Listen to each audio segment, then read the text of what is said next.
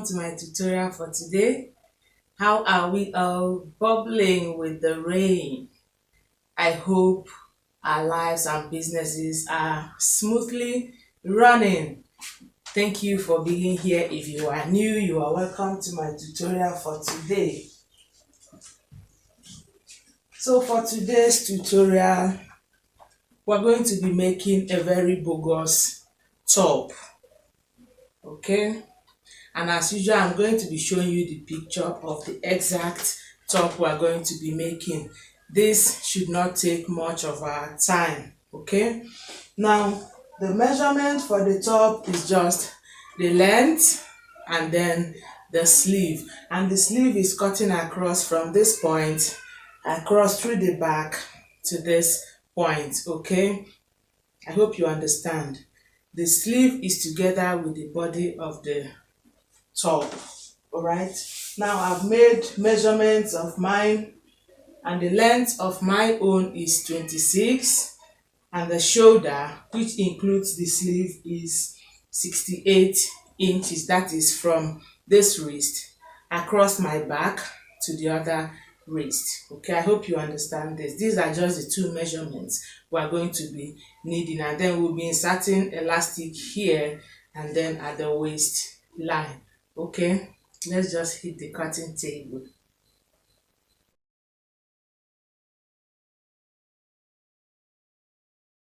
So using my shoulder measurement, which I said is together with my sleeve, by the way, I cut out this fabric.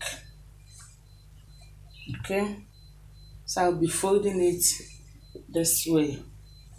So this is going to form my shoulder and my sleeve, and then the length downwards. So carefully I've folded my fabric into 4, and I'm so sure that someone will say, ask me, how many yards did I use? My measurement may not be the same with yours, but I used 2 yards of this. This is satin fabric. Okay, so first I'll be placing my shoulder measurement. I'll not be giving it any shoulder slope. Okay, this is supposed to slope on its own. So I'll just place my shoulder measurement, which is 34. I have here 35 inches. I'll be using 1 inch to fold it here. Okay, and then the length of my gown, of my blouse, is 26 inches. So I'll measure 26 inches this way. Okay, I'll just be careful in doing that because my table is small to contain it, but this is 26 inches. I'll make it 27 inches. This 1 inch also is going to form casing for the elastic at the waist line. Okay, so I'll be leaving it here, 27 inches. I hope we get this part. Sorry, my table is small.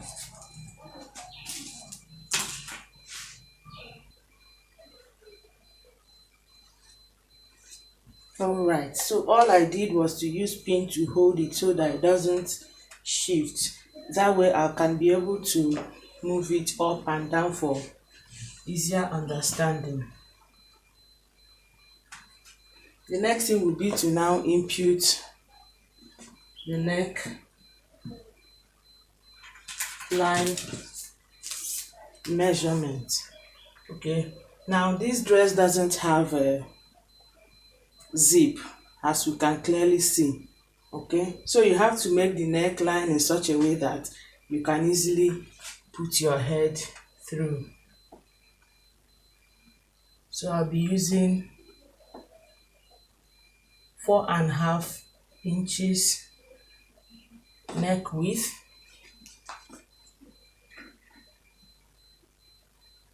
and then 4 inches neck depth. Like I will always say, this is subject to change. When I cut it and it doesn't give me what I want, I can easily cut. Or better still, I think I'll have to change the neck width. I'm using 6 inches neck width and then 3 inches neck depth. That is 6 and 3. This is for the front, and for the back I'll just take 1 inch.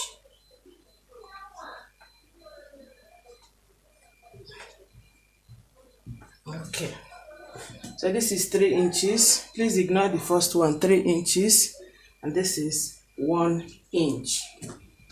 I will now remove those two.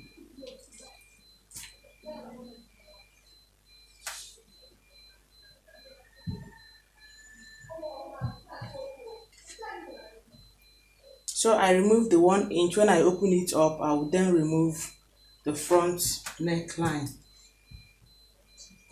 Okay.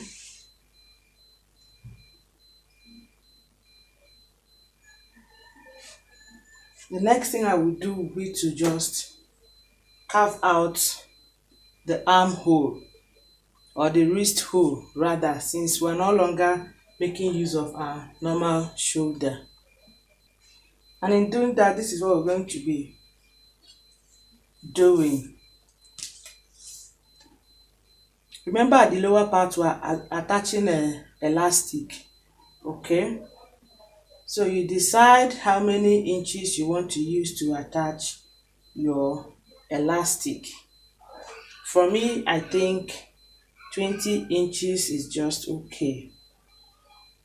Okay, I think it's just okay. Okay, and then I move up from the length of my top. I hope you remember. I'm going to move up by, say, 3 inches. Okay, we are almost done with the measurements. Now, having done this, the next thing will be to just make a slight curve, like so. I don't want to say take 10-15 inches, no, just make a slight curve depending on how you want it to appear.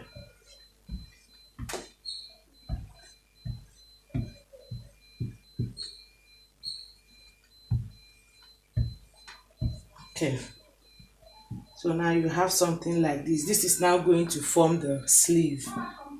Okay, so I'm going to remove this curve first of all.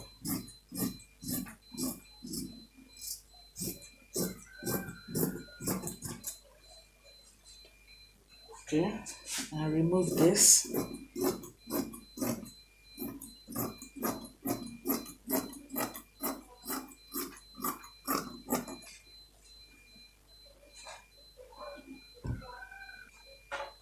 So you should have something like this when you cut yours.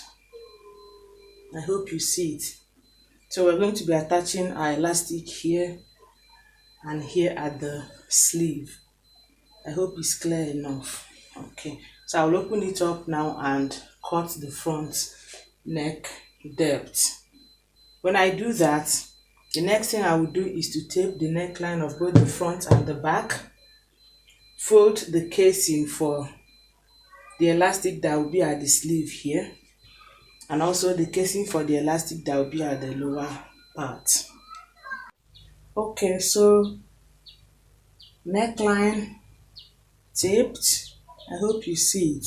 You are free to make yours narrower. You can see this is a very wide neck. You are free to make yours to be narrower than this and even high. Okay, remember I used 3. You are free to use 1 front, 1 back. It will still come out fine. Okay, that is for the neck volume.